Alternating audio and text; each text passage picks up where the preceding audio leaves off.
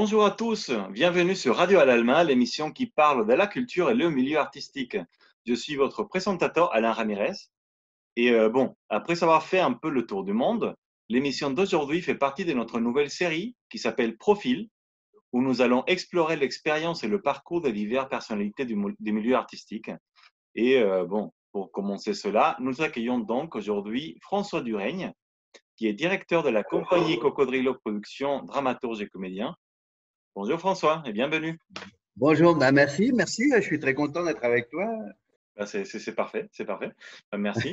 Alors François, tu es un Français qui est parti au Mexique vivre une aventure exceptionnelle là-bas pour développer ton art, faire plein de spectacles, des ateliers et tout ça.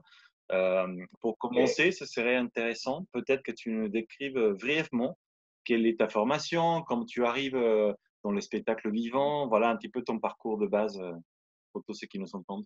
Ok, avec grand plaisir. Sur la formation, le parcours, je vais aller vite. Moi, j'ai commencé avec l'université, la Sorbonne, Censier d'Aubenton. Comme j'étais très attiré, bon, j'avais une âme d'acteur, hein, tout de suite, j'ai su que c'était là. Je ne me suis pas posé beaucoup de questions. Je ne savais pas grand-chose, mais je savais que c'était ça. Donc, parallèlement à l'université, j'ai suivi une formation avec une compagnie. Je n'ai pas vraiment fait d'école, entre parenthèses. Je crois que c'est un petit peu la différence entre… aujourd'hui, on est beaucoup… on est beaucoup sur les diplômes des écoles. C'était peut-être aussi une autre génération. J'avais rencontré un directeur que j'aimais beaucoup et qui avait un parcours un peu hallucinant, qui est un Argentin, qui avait enseigné beaucoup en Espagne et qui était en France, et qui s'appelait Luis Jaime Cortés et qui faisait une formation de acteur et comédien dell'arte. Alors, donc, en fait, j'ai travaillé 3 ans avec lui pour me former. Donc, c'est un petit peu la formation continue. Moi, très rapidement, j'ai été sur les planches. Très rapidement, j'ai laissé les études et tout ça parce que j'étais intermittent du spectacle à 19-20 ans. Et ce qui m'intéressait, c'était ça, faire du spectacle. Et un petit peu, je crois que c'est une question de nature, un petit peu avec cette logique. Moi, ma formation, c'est vraiment une formation continue. Naturellement, à la fac, j'ai rencontré des gens qui m'ont influencé, qui m'ont appris beaucoup de choses. Je peux en citer. Hein. Euh, et après, des acteurs, des metteurs en scène. Alors, j'allais chercher partout. J'ai rencontré Augusto Boal et je suis resté au Théâtre de l'Opprimé 3 ans, mais j'ai aussi rencontré Tapas Soudana. J'ai tapé à l'école de Brooke parce que ça me passionnait. Et puis, j'ai rencontré aussi une formation importante parce qu'une partie finalement, je suis acteur clown. Et donc, c'était Philippe Autier. J'ai fait plusieurs formations de clown. J'allais chercher. J'ai fait une formation avec Philippe Autier. Et là ça m'a vraiment ouvert aussi d'autres portes. Voilà. Bah, c'est génial. Et alors, après le Mexique, la première fois que je suis allé au Mexique, j'ai essayé d'en rappeler un petit peu. C'était il y a 13 ans maintenant. Hein, vraiment, la première fois, c'était en fait, j'étais là, comme ça arrive parfois en France. J'étais un petit peu, pas bloqué, mais dans des histoires de spectacles qui s'étaient annulées parce qu'il y avait eu, pour des circonstances extérieures, hein, notamment un décès, etc. Et donc, j'étais là entre des spectacles qui avançaient pas, et un metteur en scène m'a dit moi, j'ai une proposition pour toi au Mexique. Alors, comme toujours, comme toujours, et what? Je ne savais rien du Mexique, et comme toujours, on est toujours un peu prisonnier des projets et tout. Alors, moi, forcément, j'ai dit non, je peux pas parce que je suis en train de monter tel truc, machin, etc. Il est revenu une deuxième fois, il est revenu une troisième fois, et moi, j'ai dit bon. Et j'ai sauté le pas. Je suis allé au Mexique un petit peu à l'inconnu, et j'y suis resté plus de 10 ans. Voilà. Mais alors, je ne savais rien du tout. Je ne parlais pas espagnol. Je suis allé pour faire un spectacle qui devait durer 2-3 mois et finalement, ça a duré 1 an. Et donc, et forcément, ça a été, c'était progressif. Je suis revenu en France. Voilà. Et finalement, je me suis installé là-bas et j'ai créé Cocodrilo Productions, la compagnie. Parfait. Bon, tu as commencé par faire des choses ici, là-bas, en intermittence, on va dire, un coup ici, un coup là-bas, comme tu dis. Quelles sont les grandes différences que tu as trouvées, en fait, en arrivant au Mexique, au milieu artistique mexicain, entre les 2 pays? Est-ce qu'il y a vraiment une situation assez différente, au niveau de l'art? Qu'est-ce qui t'a passionné, en fait, pour rester là-bas? Ah ben, je crois que c'est évident, hein, tous ceux qui ont vécu une expérience un petit peu similaire à la mienne, oui, c'est pas à vous, cher monsieur, que je vais apprendre cela. Non, il y a une grande différence dans l'approche et dans l'institution, tout simplement, hein. Moi, j'ai envie de dire, d'abord, sur mon parcours, si ça t'intéresse, moi, je suis tombé amoureux du Mexique. C'est normal, je suis tombé amoureux d'une actrice et je me suis même marié. Voilà. C'est à fait, hein, c'est à fait d'art. Mais je suis tombé amoureux du Mexique. Alors, au Mexique, il y a des artistes incroyables, et il y a une culture incroyable. J'arrête pas d'apprendre de cette culture. C'est vrai qu'en France, on sait finalement pas grand-chose du Mexique. Et moi, je me mets complètement dans l'eau quand je suis débarqué. Non seulement je savais rien. Et ouais, c'est une culture qui me passionne. La vie théâtrale, la vie des arts, est forcément, en France, on est des privilégiés. On a un super système. Hein, on va pas refaire l'histoire, tu connais tout ça, qui est, depuis l'après-guerre, on a créé ce système qui est des intermittents et en passant par le théâtre populaire, Jean Viella et tout ça. On est des privilégiés, on a un système qui protège beaucoup les artistes. On a des institutions culturelles qui travaillent à un niveau régional. Bon, il y a tout en France. Au Mexique, si on doit comparer à ce niveau-là, c'est très, très pauvre. Je dirais même, il n'y a rien. Hein. Alors, il y a des institutions qui font semblant et c'est difficile de trouver, alors forcément, un semblant de politique culturelle dans tout ça, parce que finalement, tu as l'Institut national des Bellas Artes, l'Institut national des Beaux-Arts, qui est un petit peu la vitrine du gouvernement, mais finalement, ce sont des institutions un petit peu à part. Et puis après, tu as la UNAM, qui est la grande université euh, qui est aussi un des gros producteurs de théâtre. Et finalement, le théâtre va en région via des universités. Bon, pour faire court, il n'y a pas de protection, très faible. La politique culturelle est assez faible. C'est horrible alors. Qu'est-ce que vous foutez là-bas, monsieur? Bah oui, qu'est-ce que tu fais là-bas alors? Hein?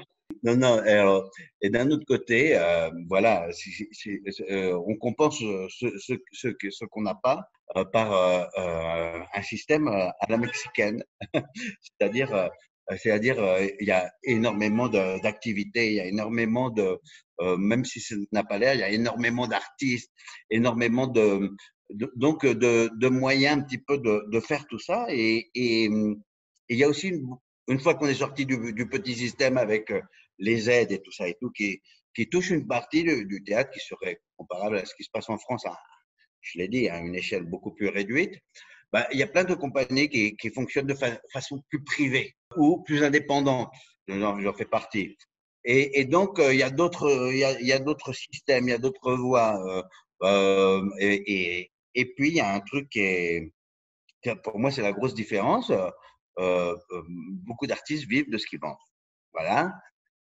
Et alors, forcément, quand on va faire le discours un petit peu idéologique, la culture, et c'est ce qui est beau en France, hein, la culture est socialement, on doit accepter que ça soit déficitaire, c'est un bien populaire, social bon, qu'on doit diffuser, partager.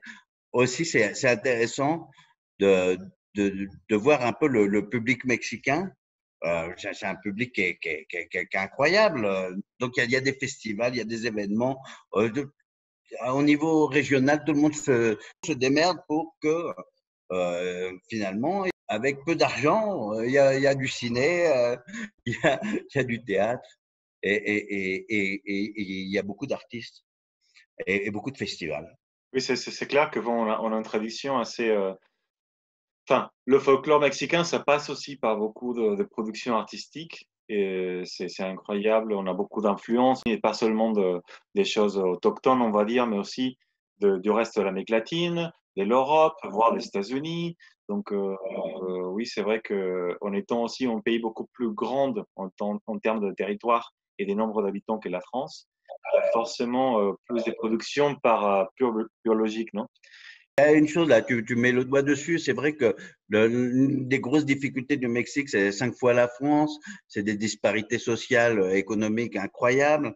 Alors forcément, il y a des régions qui sont très pauvres culturellement parlant. Moi, c'est quelque chose qui m'a, c'est une réalité. C'est quelque chose aussi qui m'a beaucoup touché, beaucoup boosté parce que j'ai commencé en faisant du théâtre itinérant justement et c'est génial parce que les rencontres sont fabuleuses parce que tu fais du théâtre dans des endroits où le public n'a pas l'habitude de voir des compagnies de théâtre.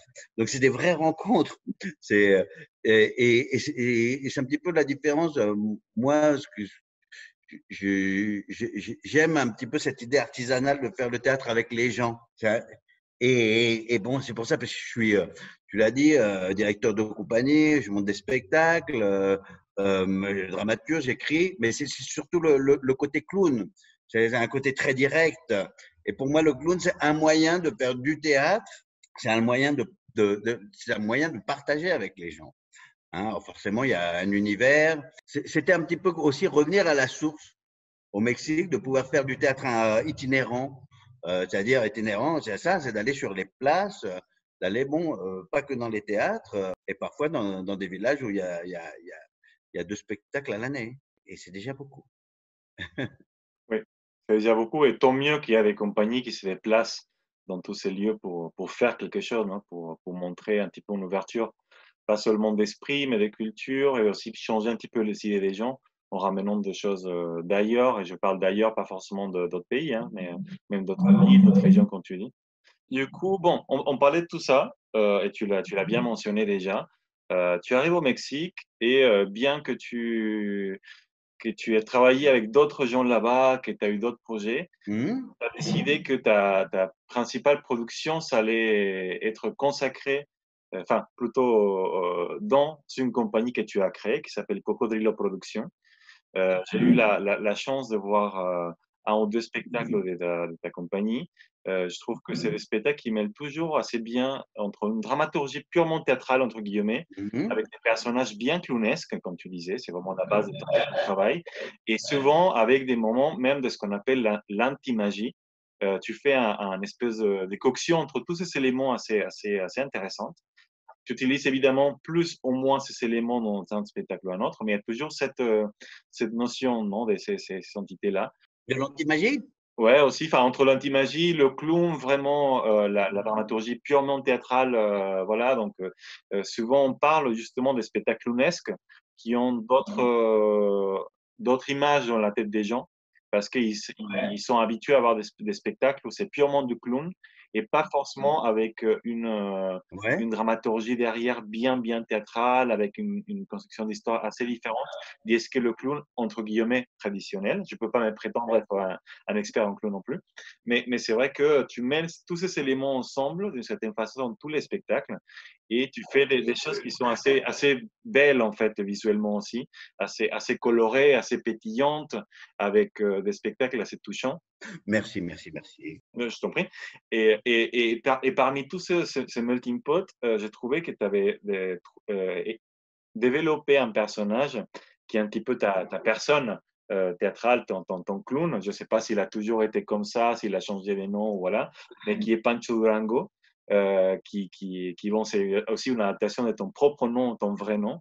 Est-ce que tu pourrais nous parler un petit peu de ça? Oh là, il y a plein de choses. Ah, je vais essayer, mais alors là, il y a plein de questions. Une, tu me dis si je réponds, hein, forcément.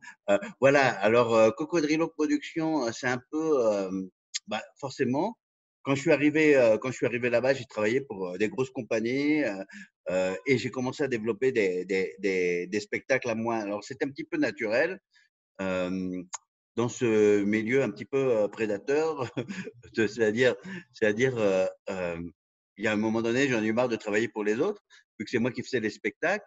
Et Cocodrilo Productions, c'était ça. C'est pas, à l'origine, ça n'avait pas d'autre prétention que de réunir des artistes qui avaient un point commun, c'était un petit peu le clown, et le clown, mais dans le théâtre intelligent, c'est-à-dire le clown avec une conscience artistique, une conscience politique. Pourquoi je dis ça? Parce que c'était beaucoup relationné aussi avec cette idée du théâtre itinérant qu'on continue à faire et qu'on a fait pendant des années. Après, les spectacles, bah, je te remercie beaucoup pour ce que tu dis. Bah, je crois que oui, ça définit beaucoup. Voilà. Alors, il y a quelque chose d'un peu personnel. Moi, je suis un théâtrero, comme on dit ici, un théâtreux, comme vous dites, comme on dit en France. Je suis un amoureux du théâtre, un amoureux de l'acteur, je suis un amoureux du théâtre. Alors, dans ce côté, je suis un petit peu, je sais qu'il y a des gens qui essayent d'opposer ça avec le théâtre contemporain, alors que c'est stupide, c'est pas du tout une opposition. Moi, j'ai un petit peu cette idée qui peut paraître un peu vieillotte, mais que le théâtre, et que c'est très clown, le théâtre, c'est raconter une histoire. C'est, et souvent dans la dramaturgie contemporaine ou dans les effets, on perd un petit peu tout ça. Moi-même, c'est pas une vérité absolue, hein, c'est une recherche que chacun. Plus ça va, plus je retourne à ça. Alors moi, ça m'intéresse de raconter des histoires qui touchent. Pour moi, le clown, c'est un provocateur d'émotions, c'est un détonateur. Il est révolutionnaire dans ce cas-là, parce que pour moi, le clown, c'est ça. Il y a beaucoup de préjugés. Euh, alors, on attend toujours à voir le clown avec le nez rouge. Et moi, je dis, bon, si vous regardez Keaton, Chaplin, machin, on se demande jamais si c'est pour enfants, si c'est pour grands. Moi, c'est pareil. Je rencontre les mêmes préjugés. Quand j'ai fait un spectacle en France qui s'appelle Cuentos, Cuentos, Cuentas, c'est un spectacle de clowns au féminin, c'est-à-dire deux clowns, mais deux jeunes femmes et qui essayent d'apprendre à lire dans un cirque parce qu'ils ont, comme c'est des filles et qu'ils n'ont pas le temps. Et alors, c'était un spectacle qui était très fort parce que politiquement, très drôle, mais très fort. Et je l'ai présenté en France et ça a beaucoup plu. Et les gens me disent ah merde, ah oui, on sait, oui, le clown comme ça, on aime bien. Parce que les gens, ils avaient peur de voir du clown. Alors, c'est un petit peu, moi, le message que je ferais passer, c'est que le clown c'est l'école de la liberté. Et on doit réinventer le clown. Alors, il y a une tradition, il y a une histoire depuis l'Arlequin, la comédie de masque, etc., en passant par la fin du 19e siècle, le début du clown blanc et de l'Auguste comme on le connaît, etc. Mais finalement, le clown, sa force, c'est que c'est toujours été réinventé par les artistes. C'est Grock, mais ça ne sera pas que Grock. C'est Grock, et puis c'est aussi Monty Python, et c'est aussi, voilà, chacun son univers. Moi, ce dont tu parles, c'est un peu mon univers. Mon univers, plus ça va, plus ça me plaît de raconter des histoires belles et qui font penser, qui font réfléchir. C'est pour ça que la dramaturgie théâtrale, pour moi, c'est vachement important.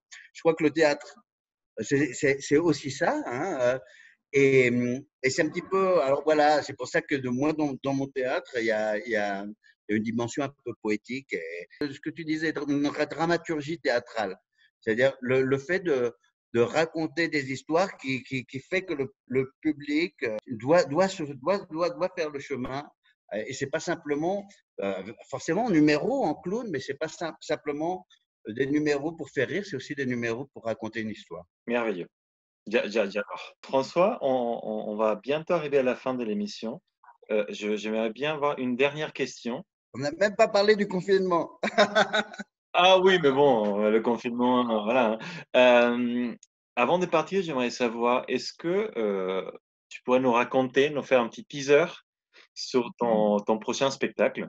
J'imagine que justement, pendant le confinement, quand tu dis, tu as passé du temps à écrire, à produire, à faire quelque chose. Euh, donc, ce sera quoi la création de 2021 ou fin 2020? Oui, oui, très bien. Alors, en plus, c'est le pan avec quelque chose de ce dont tu parlais. Voilà.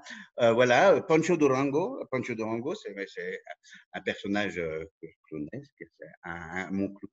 Je me suis lancé dans un spectacle que j'ai fait en fait en Zoom là pendant le confinement pour des événements spéciaux. Donc, il y avait une entreprise qui avait payé pour qu'il y ait un spectacle pour les enfants en Zoom. Puis après, il y a eu des événements pour les enfants. Donc, j'ai fait plusieurs interventions Zoom en clown. Et donc, je suis en train de développer quelque chose à partir de ça. Ça s'appelle Cuentos Desconfiadamente Confinados. Hein. Les contes desconfiadamente, c'est très difficile de traduire, mais on dirait dont on ne peut pas vraiment se fier. confinados, confinés. C'est des contes confinés dont il faut mieux se méfier, quoi. Voilà, ça serait ça. Alors forcément, c'est un travail un petit peu absurde. Eh ben, c'est un petit peu ça. En fait, c'est Pancho Durango, c'est un clown, un charlatan, un magicien. Donc, j'invente des histoires qui ont à voir avec les pays de la magie. C'est-à-dire, voilà, c'est un charlatan qui raconte un petit peu ce voyage au pays de la magie. Naturellement, c'est que des inventions farfelues. Et alors, le sous-titre, c'est comment voyager dans son salon. Voilà. Alors, ça, c'est inspiré aussi de beaucoup de poètes. Et c'est un petit peu pour ça, pour dire aux enfants, voilà, parfois pour voyager, il suffit d'un livre ou de fermer les yeux. Il suffit de se laisser aller avec l'imagination. Voilà, alors, ces contes-là, je suis en train de les préparer. Je vais les présenter en Basse-Californie dans un mois. Et donc, ça va donner lieu à un nouveau spectacle. Et pour l'instant, là, je suis en train de filmer des sessions pour un projet à à partir de cela. Voilà. Ah bah parfait. J'espère que dans quelques mois, quand le spectacle sera complètement fini, que les premiers spectacles, enfin les premières présentations auront lieu, on aura notre échange avec toi pour nous raconter un petit peu comment ça a évolué, peut-être voir quelques exemples de l'accueil du public et enfin tout ça, comment ça évolue. Avec grand plaisir. Bah écoute, je te remercie d'avoir été dans cette émission. Bah, c'est moi, c'est toujours un plaisir de parler avec toi. On s'est rencontrés en festival et pour moi, c'est très, très fort de rencontrer un acteur mexicain qui vit en France avec mon identité. Avec un Français qui habite au Mexique. Voilà, on se complémente. Exactement. Bon, bah écoute, merci beaucoup François. Et pour tous ceux qui écoutent cette émission, je vous remercie et je vous invite à suivre le travail qui fait François Duraigne là-bas au Mexique et aussi en France. Ça lui arrive aussi de venir présenter ce spectacle en France avec sa compagnie Coco de la Production. Ah bah, alors là, c'est un peu difficile en ce moment, hein. Oui, mais bon, on va y arriver complètement. Du coup, vous allez trouver ces réseaux sociaux ici dans la description de cette émission, de cette vidéo. Et je vous invite à revenir la semaine prochaine où on va avoir un autre invité assez intéressant. Et je vous dis à très, très vite. Bonne journée. Au revoir. Au revoir.